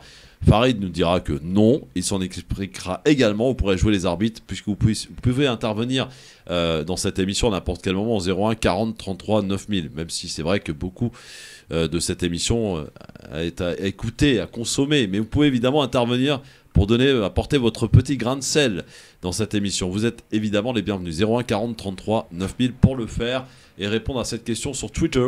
Le grand forum FM2. Ça tousse beaucoup là, Sonia. Ouais. Qu'est-ce qui se passe là? Tu nous as Non, pas. Hein? Non, ça va. Secrétaire médical, ça va pas ça. Ouais, on est vraiment, oui, c'est le cas de le dire. Vous avez toujours les parois devant là, dans l'accueil? Oui, Ah ouais? par mesure. Bah oui, quand Nous, même. on les a enlevés, nous, ça y est. Ah bon? Ah, on aura le bol du Covid. nous. En plus, c'est en augmentation, faut le savoir. Hein. Quoi? Le Covid Ah ouais, est en bon. augmentation actuellement. Combien de vagues là? 8 millième, c'est ça? Écoute, Huitième. je sais plus du tout, mais bon, il y a quand même plus de 60% Je pense que les gens, ça y est, on n'a plus rien à faire. Hein, d'augmentation là. Sincèrement, je vous le dis. Hein. Bon. Allez, c'est parti pour le zapping, les enfants. Je crois que vous avez certaines choses à me dire. Vous alliez le faire gagner parce que c'est notre projet. C'est insupportable, enfin, votre attitude. Mais enfin, ça va pas. Il faut que la police tire à balles réelles dans ces cas-là. Ne pas s'asseoir sur une chaise rouge parce que le rouge serait la couleur du diable. J'ai grandi et baigné dans l'islam. Oui. El Hamdou, je le connais par cœur. D'accord. Ça va. C'est insupportable, votre attitude sur les plateaux de télévision. Je vous demande de vous arrêter. Je vous demande de vous arrêter. Vous croyez qu'ils oseraient venir ici? Bon, ça ose tout. C'est pas ça qu'on les reconnaît. Alors, dans notre zapping aujourd'hui, pour commencer, Farid et Sonia, c'est les conséquences de la crise énergétique au niveau des universités, direction Strasbourg. Un campus vide, sans étudiants et sans cours. Voilà à quoi devrait ressembler l'université de Strasbourg 2 semaines l'hiver prochain. La direction a décidé de fermer les bâtiments pour faire baisser la facture de chauffage. Concrètement, les vacances de Noël seraient prolongées d'1 semaine sans aucun cours. Et en février, 1 semaine serait en distanciel à la maison. Et oui, pour gagner des sous, évidemment, pour réduire la facture énergétique, Farid, l'université de Strasbourg a d'ores et déjà annoncé, et c'est peut-être pas la dernière, qu'elle fermerait ses portes 1 semaine de plus, 2 semaines de plus, puisque 1 semaine de plus à Noël, 1 semaine de plus en février, pour limiter les coûts. Oui, bon, si ça peut faire économiser un peu la facture, pourquoi pas, je connais pas leur modalité, leur contrat avec leurs fournisseurs, mais pourquoi pas, là ce qui va se passer, c'est que ça va donner des idées à d'autres. C'est ça la crainte, c'est que ça va être un peu du grand n'importe quoi. On va fermer les collèges, on va fermer les écoles. Il y a des stations de ski d'ailleurs qui annoncent qu'elles les restaurants n'ouvriront pas. Et... Les stations de ski n'ouvrent pas? Oui, apparemment quelques-unes, notamment une que je connais bien, c'est celle de Villard-de-Lans, où le directeur de la station a dit qu'il ne pourrait pas faire face à la facture d'électricité. Quoi? On dit Villard. Ouais, écoute. Bon, en tout cas, voilà, il y a des conséquences. Ce sont des usines aussi de yaourt qui fonctionnent au gaz. Enfin, il va y avoir toute une série. Je vous ai dit, le particulier sera quasiment pas touché. Mais les entreprises, elles vont morfler. Ça va créer quand même des gros problèmes. Et du coup, ça va avoir un impact sur notre inflation. Déjà, sans ça, il y avait déjà un impact. Là, elles vont devoir certainement augmenter leur prix. Certaines vont même fermer parce que justement, ça sera économiquement plus viable. Ça sera pas tenable. Ça sera pas tenable. Donc, du coup, il y aura la casse sociale, du chômage. Et de l'augmentation aussi. Des prix. Mais complètement, c'est ça. Et des entreprises qui vont fermer. Dans certains secteurs d'activité, c'est très fort probable, absolument. Très bien. Alors, tiens. À Jean-François Copé de retour, non pas pour nous donner le prix du pain au chocolat, mais pour nous parler de l'attitude. Qui a augmenté avec l'inflation d'ailleurs. Oui. Absolument. D'ailleurs, on dit de la chocolatine dans certains endroits, vous le savez ça. À Bordeaux, par exemple. On appelle ça de la chocolatine. Moi, Sonia Pain au chocolat, moi. Non. Fais attention, Sonia. Ne va pas à Bordeaux dans une boulangerie dans le sud-ouest. Pain au chocolat. Tu vas te faire allumer, je te le dis. Bon, en tout cas, Copé, il revient pour nous parler des gens de la NUPES. Ils ont toujours les mots pour dire non mais là c'est du retrait. Les autres c'est Mélenchon a salué la dignité et le courage d'Adrien Quatennens. Voilà. Donc quand il s'agit de ceux qui ne sont pas d'extrême gauche, là la potence leur est garantie. Quand monsieur Caron dit dans un tweet BFM TV, chaîne française de propagande israélienne du milliardaire israélien Drahi, alors il a enlevé le tweet après. Enfin il a tweeté ça. Voilà. Bon, Copé, c'est de bonne guerre ou pas? C'est de bonne guerre, mais sur le fond, il a complètement raison. On peut dire ce qu'on veut de Copé. L'extrême gauche, quand c'est les autres, il faut quasiment les assassiner. Quand c'est chez eux, oui, non, en fait, on va régler ça entre nous, quoi. Ouais. Et il faut juste pas oublier qu'on parlait tout à l'heure des femmes en Iran. Ce sont également des familles victimes ici. Exact. Ouais. On est d'accord, Sonia? Oui. Bon, totalement. sinon, j'ai trouvé un chroniqueur des grandes gueules de l'émission des RMC, très connu, Mehdi Guézard. Le moins qu'on puisse dire, c'est qu'il apprécie pas des masses Sandrine Rousseau. Écoutez. Sandrine Rousseau est une mouche à buzz. Voilà, c'est aussi simple que ça. Qui connaissait Sandrine Rousseau il y a 3 ans? Personne, d'accord? Sandrine Rousseau, vous savez, Sandrine Rousseau, c'est une personne qui, pour se faire connaître, elle a compris, elle s'est photocopiée au système qui est très décrié actuellement de Magali Berda avec les influenceurs et tout ça. Pour exister, il faut faire du buzz. Pour exister, il faut créer quelque chose, un engouement qui pue, qui sent mauvais, qui est dégueulasse, qui est pas beau, qui est chiant à entendre, voilà. Eh ben, je suis désolé. Elle est en train de faire ça. Je n'ai jamais entendu une parole sensée. Alors, peut-être que je me trompe, et je m'en excuse, mais je n'ai jamais entendu une parole qui n'a pas fait la controverse avec Sandrine Rousseau. Voilà, Mehdi Guézard, qui est un chroniqueur dans les grandes gueules, chef d'entreprise, qui parle de Sandrine Rousseau. C'est juste, c'est pas juste? Moi, je trouve qu'il y va un peu fort dans ses mots. Ouais. Je pense qu'il n'y a pas besoin d'avoir autant de mots forts comme ça pour dire ce qu'on pense. Alors, je trouve qu'il y a une autre manière de faire quand même. C'est un peu injuste vis-à-vis de Sandrine Rousseau que je ne porte pas forcément dans mon cœur. Oui, mais... Pour plusieurs raisons. Premièrement, une bonne partie des polémiques la concernant, en réalité, c'est des parodies très souvent. C'est pas forcément elle. Après, là où il a raison, c'est qu'elle veut faire du buzz pour exister, pour se faire connaître. Et là-dessus, on peut pas lui en vouloir. C'est le système qui est aujourd'hui comme ça. D'autres l'ont fait, d'autres le continueront à le faire. Je tiens juste à préciser que Sandrine Rousseau est quelqu'un d'extrêmement brillant. Brillante, pardon. Ouais. Tout à fait. Non mais... c'est pas du tout mon bord politique. Non, mais la comparer à Magali Berda, influenceuse et tout ça, je trouve que ça va. C'est un peu fort quand même. On peut pas comparer. Elle est dans une logique de ce genre de choses quand même. C'est deux personnes différentes. Elle a failli être la candidate. Oui, elle a failli être la candidate des Verts. Hein. Et du coup, là, il y a une volonté de comment on appelle ça, de prendre le parti. Voilà, il faut le bordel quand même. Je pense qu'on peut dire les choses sur les gens, mais pas de cette manière-là, quoi. Là, c'est un peu, je dirais un peu cruel, quoi, la manière dont ils présentent les choses. C'est chaud quand même. Ça va un peu fort quand même. Qu'est-ce qu'il y a, même? Ça te choque? Non, mais c'est chaud, c'est chaud. Ah ouais? Bien sûr. Pour une fois que le bayou américain a été attaqué par le ruisseau français. C'est pas mal, effectivement. D'ailleurs, on parle d'un autre homme, un ancien du Parti communiste qui a rejoint aussi... la France Insoumise, Thomas Porcher apparemment, quelques soucis aussi de violence. Alors il y a un sujet quand même malgré tout dont il faudra s'en parler, parce que cette semaine un journaliste, pour ne pas le citer, un journaliste de CNews, Loïc Signor, vient d'être recruté par le nouveau parti présidentiel Renaissance, ce qui marque quand même aussi une recrudescence assez folle de journalistes qui passent le Rubicon de la politique. Ouais. Bon, la frontière est mince, hein, parfois.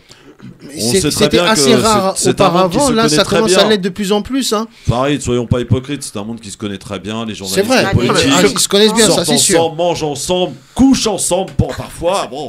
Voilà. C'est le monde médiatico-politique du showbiz. Voilà. Mais ça alimente quand même quelque part aussi la défiance c'est pas une nouveauté, particulière des médias, encore plus quand même. Non, mais c'est vrai que c'est pas une nouveauté. On peut remonter à Noël Mamère. Sauf qu'à l'époque, on en parlait moins, c'est tout. Voilà. Non, mais là, c'est chaud. Donc c'est pourquoi on en parlait moins. Oui. Parce qu'en fait, comme c'était essentiellement des gens de gauche, on considérait que c'était normal. Oui, enfin, maintenant que ça la droite aussi a son mot. Parce que, non mais je te le dis pourquoi. Tu sais très bien ce que je pense. Moi, je considère que lorsqu'on est journaliste, on a une déontologie à avoir. Et donc, du coup, on ne doit pas faire de politique. Or, la majorité... Sauf si c'est des journalistes politiques. Ça, c'est encore autre chose. Non, on ne fait pas de politique. On n'a pas... Non, mais tu vois, par exemple, quand tu prends Philippe Ballard qui est député RN aujourd'hui, qui était jusqu'à il y a encore un an présentateur du journal Le Midi sur LCI.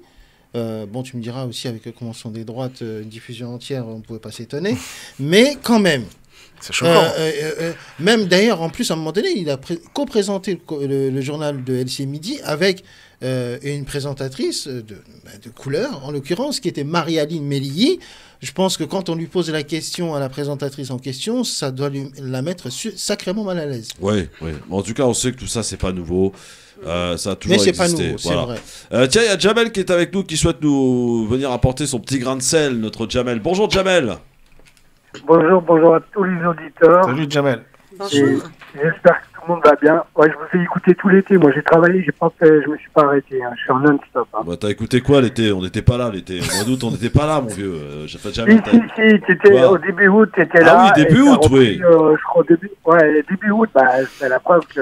Ouais. Il y en a même un qui t'avait appelé pour te dire que les Chaouis, ça n'existe pas, c'est pour désunir le peuple algérien. Jamel, c'est le flash de. C'est ça. C'est le représentant des Chaouis en France, Jamel. Oui. Ouais, moi, non, mais en plus, tu sais, moi, quand je parle des Chaouis, c'est parce que je vais pas te donner mon nom. Mais si tu tapes sur Internet, tu finiras par comprendre. Ouais, bon. Avant, mais sinon, Jamel, où veux-tu revenir? Écoute bien, avant, en Algérie, il y avait des princes. Et personne n'en parle. Il y avait des princes. On va écouter comment il s'appelle l'autre, là, ceux qui parlent toujours d'Algérie, là, comment il s'appelle?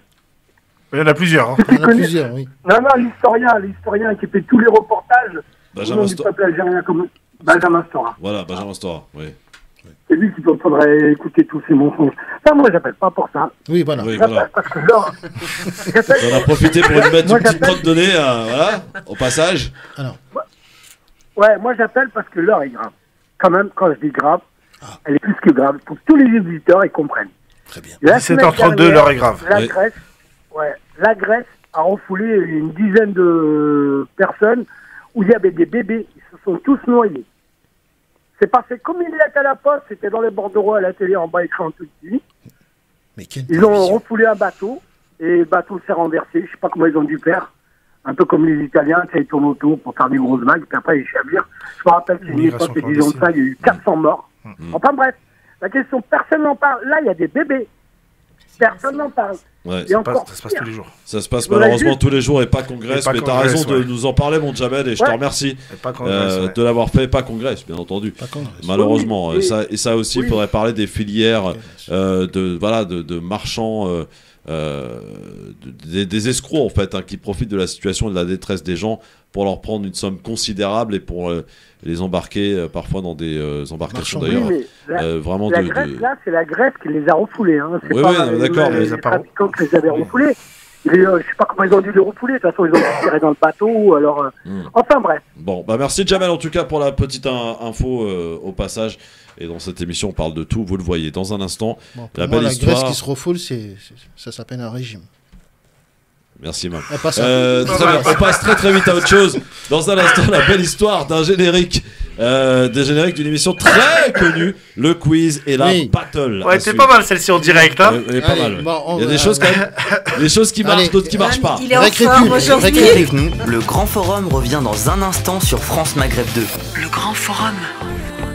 Merci d'être avec nous en direct, puisqu'on est en direct, on fait pas semblant ici avec Farid Tamsamani, avec Sonia Mebrek et avec Mam pour la belle histoire des génériques, bien sûr, sur France Maghreb 2. C'est l'heure donc de la chronique, la belle histoire des génériques, histoire de revenir un petit peu en arrière, de se rappeler des bons souvenirs avec, je le disais tout à l'heure, un générique d'une émission extrêmement connue qu'on attendait tous avec beaucoup d'impatience. Générique.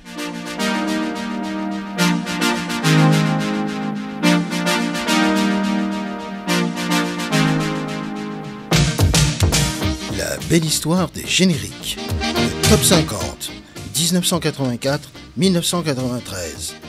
Plein de souvenirs s'associent à nous quand nous entendons, nous écoutons ce morceau du chanteur P. Lion, appelé Dream, et qui a servi de générique mythique au programme musical le plus célèbre de sa génération, le top 50.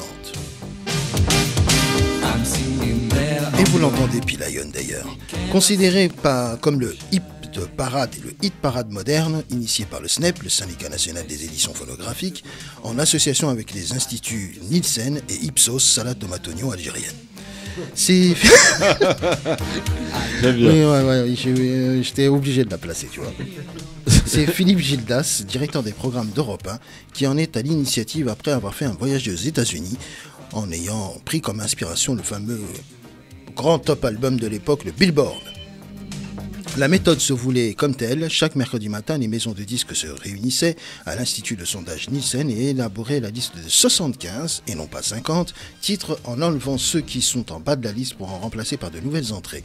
Par la suite, le procédé s'informatise et tient compte des ventes effectives de disques compacts de 33 et de 45 tours et suivi dès 1985 le top 20, futur top album, concernant les ventes d'albums justement. Le top 50 apparaît pour la première fois à la télévision française le dimanche 4 novembre 1984, jour même de la naissance de Canal+, en association avec Télé 7 jours et Europe 1, et est présenté en radio par Yann Egan et Martho SK sur Canal+.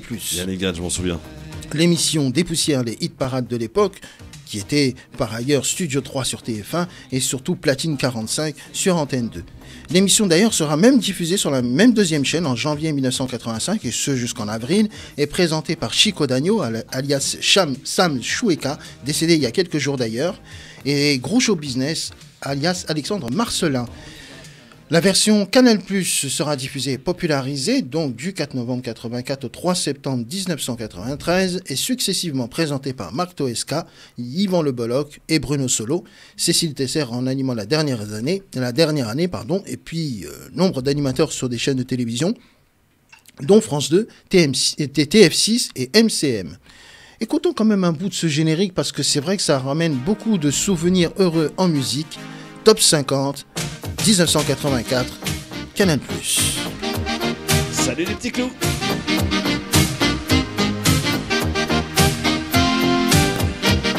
Pareil, tu regardais le top 50 ? Je vais te dire, parce que je regardais ça précisément. Ouais. Je crois qu'il y a eu un moment, il le passait le midi.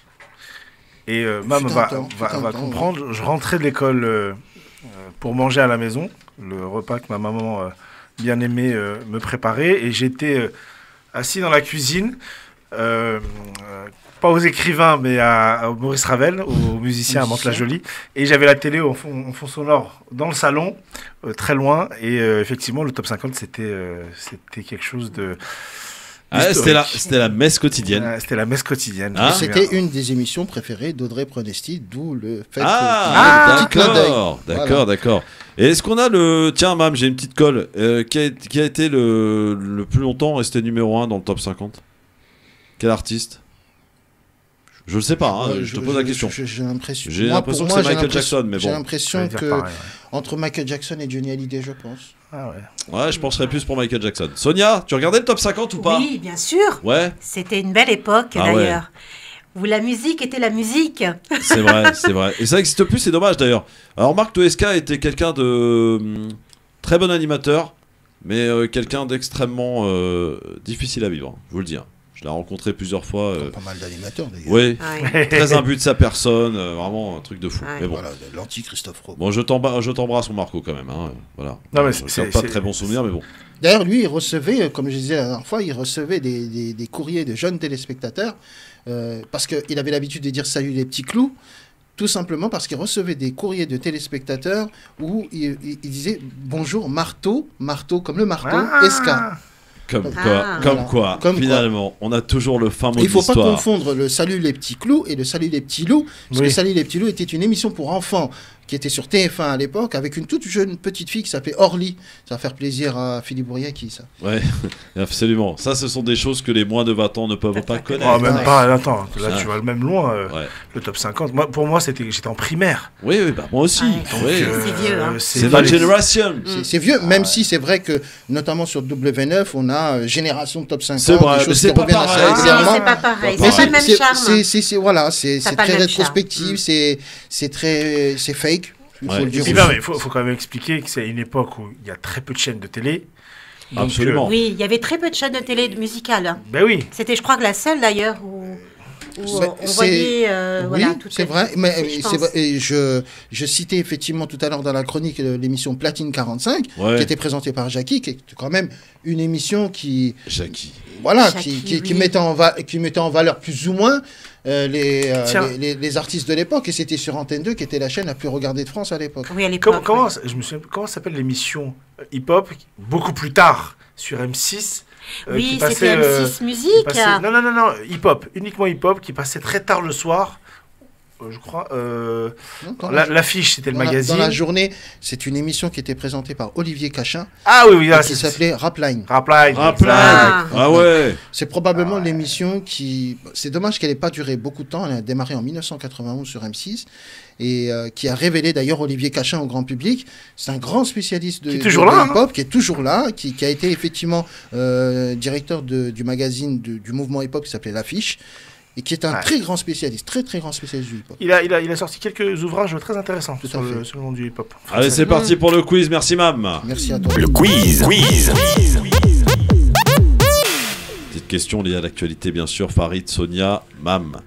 Selon Libération, ça m'arrive de le lire de temps en temps, paru hier, de nouvelles plaintes pour viol et agression sexuelle ont été déposées ce mois-ci. Contre quel journaliste? Patrick Poivre d'Arvor. On en est, je crois, à plus de 30.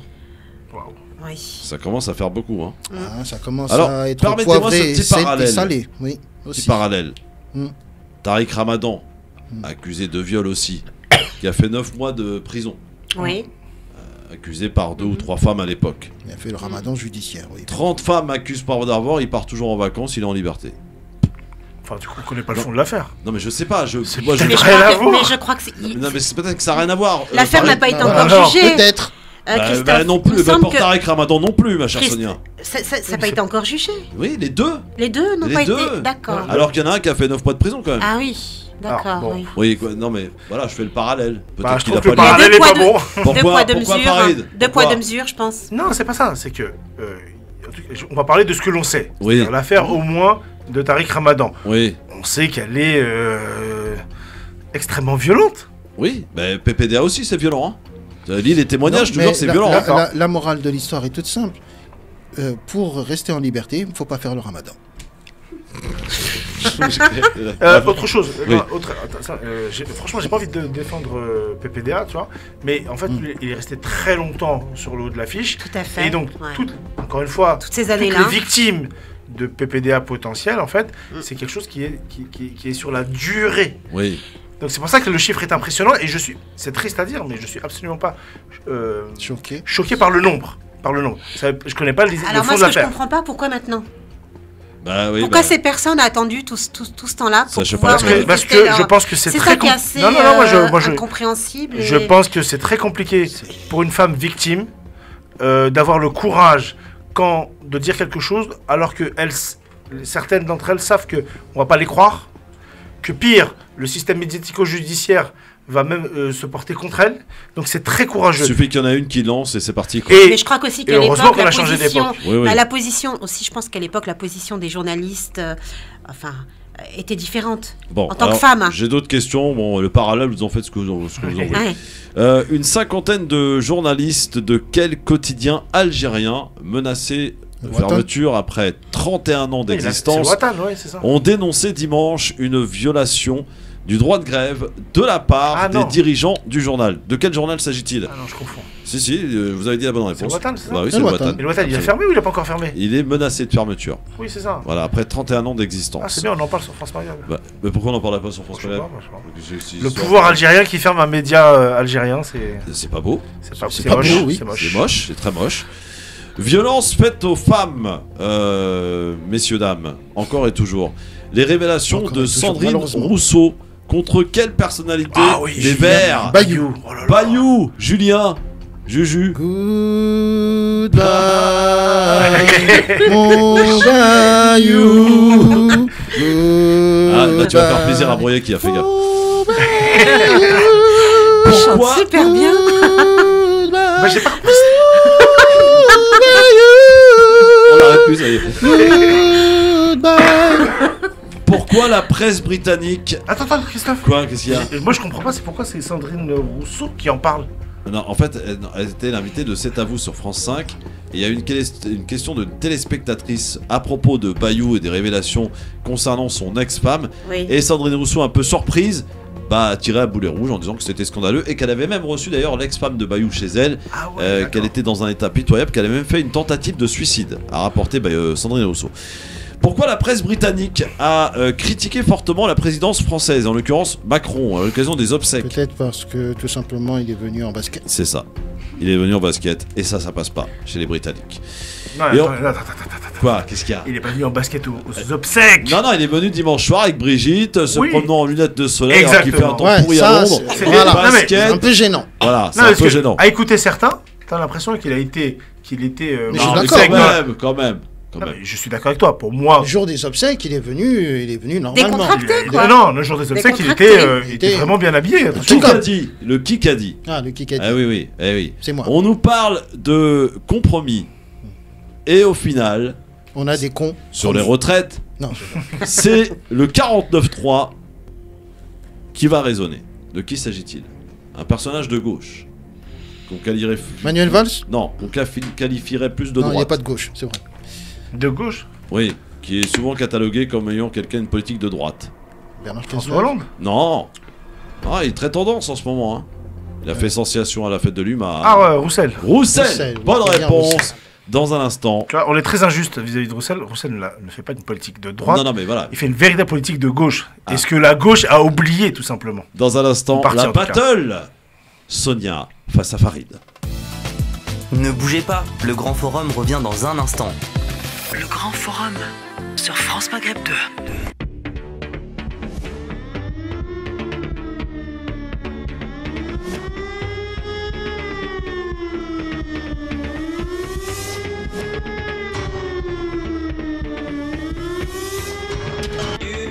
Merci d'être avec nous en direct sur votre radio et cette émission se termine toujours, je l'espère en tout cas aujourd'hui, par une bonne battle. Vous n'avez pas, monsieur Mitterrand, le monopole du cœur. Vous ne l'avez pas. Je suis contre la peine de mort. Oui, il y a une fracture sociale forte. Travailler plus pour gagner plus. Cet adversaire, c'est le monde de la finance. Parce que c'est notre projet! Alors évidemment, la polémique du moment, c'est toutes ces violences révélées dans les médias concernant des personnalités de gauche, en l'occurrence. Il s'agit de Adrien Quatennens, député NUPES, et de Julien Bayou, député NUPES, qui, tous les deux, se sont mis en retrait de leurs partis respectifs, mais pour autant restent députés de la République. D'où la question aujourd'hui. Que l'on pose sur Twitter et qui va vous départager Farid et Sonia, à savoir ont-ils toujours leur place à l'Assemblée nationale? La majorité pour l'instant dit non, 54%, donc place à la minorité. Sonia, pourquoi ils ont toujours selon toi leur place à l'Assemblée nationale? À toi d'exposer tes arguments, ma Sonia. Ben, pour moi, je trouve que c'est totalement normal. Leur vie privée. Ce qui se passe, c'est une histoire de couple, hein, d'après ce que j'ai pu comprendre. Voilà, oui. Voilà. Je pense que ça rentre pas en jeu dans leur activité politique et ce qu'ils représentent. Donc, il faut faire la part des choses. Pour moi, il faut les percevoir et les juger par rapport à leur travail, à ce qu'ils démontrent, à ce qu'ils paraissent, et puis voilà, ne pas tout mélanger.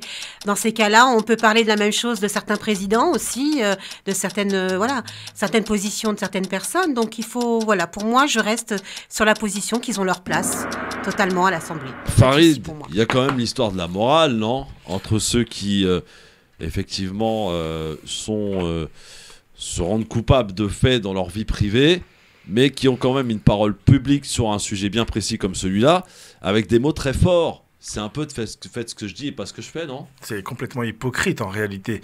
Et pourquoi moi je suis contre qu'ils puissent continuer à siéger? C'est que lorsqu'on est représentant de la nation, on doit être exemplaire.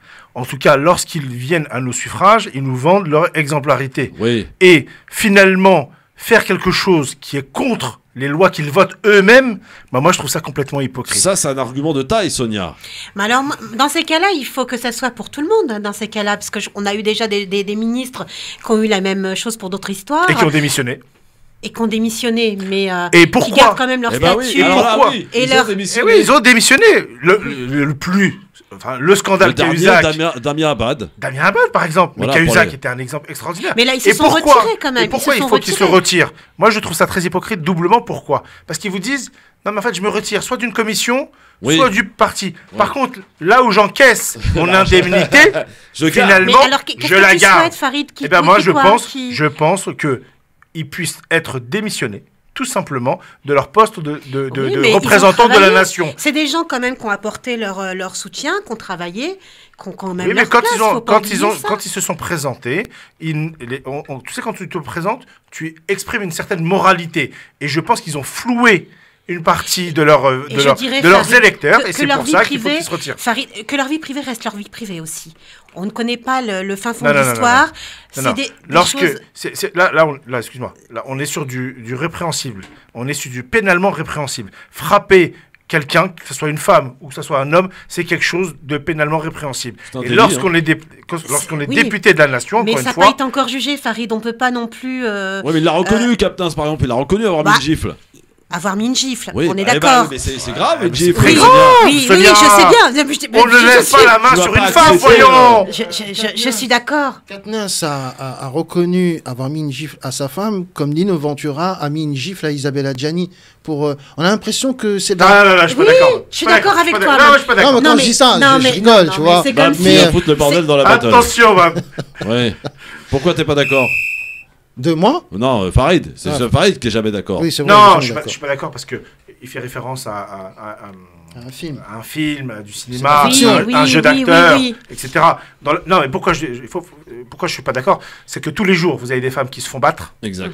Il y en a même qui décèdent régulièrement, et malheureusement, parfois, c'est très compliqué pour elles d'exprimer. Mais je suis tout à fait d'accord avec toi. Ma position pour les femmes battues et tout ça, je suis la première à le revendiquer. Et bien, troisième argument contre l'hypocrisie de ces députés, c'est que ce sont les mêmes, on l'a dit tout à l'heure, qui, lorsqu'il s'agit d'autres personnes, parce qu'il y a ce type de phénomène dans tous les courants politiques, parce que ça ne s'arrête pas qu'à la NUPES ou quoi que ce soit, ce sont les premiers. Mais tu justement, vois, jeter l'anathème. C'est qu'on juge et on condamne. Oui, mais alors, avant de juger tu vas répondre condamner... là-dessus, Sonia. Il a raison, Farid. Darmanin, rappelez-vous, qui a été d'ailleurs mis en cause et ça a été acquitté. Classé, je crois. Classé sans suite, pardon. Damien Abad. Les mecs de la NUPES aujourd'hui étaient les premiers à gueuler pour qu'ils démissionnent. Et à juste titre, il a démissionné. Mais alors c'est de l'hypocrisie. Bah bien sûr, c'est ce qu'on vient de te dire. Tout le monde est hypocrite. Voilà. Mais on peut J'ai réussi à ramener Sonia dans la réalité. Dans la réalité et dans mon giron. Non, mais je reste sur ma position quand même. Je dis que quand même, on ne peut pas juger et condamner. Il faut laisser faire la justice. C'est exactement mon point de vue. On ne connaît pas le fond de l'histoire, il faut laisser faire la justice. Il faut laisser faire la justice et enlever ces commissions d'une hypocrisie folle qui viennent dire oui, mais bon, si vous voyez, on va faire une commission de signalement. Alors, je vais te poser une question. Oui, dis-moi. Je suis une femme battue dans la circonscription de ces deux personnages-là. Alors. Je vais les voir pour défendre mon cas ou pas? Quelle crédibilité ils vont avoir vis-à-vis de ces femmes? Bah plus aucune. Aucune. Plus aucune. Merci. Voilà. Suivant. Et il a raison, Farid, c'est de l'hypocrisie totale.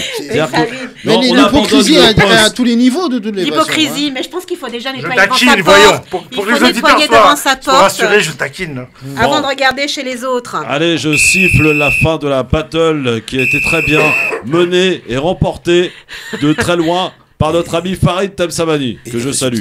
Les résultats du sondage. Le résultat du sondage, est-ce qu'on est toujours à 54% pour le non? Nadège 54% non et 46% oui.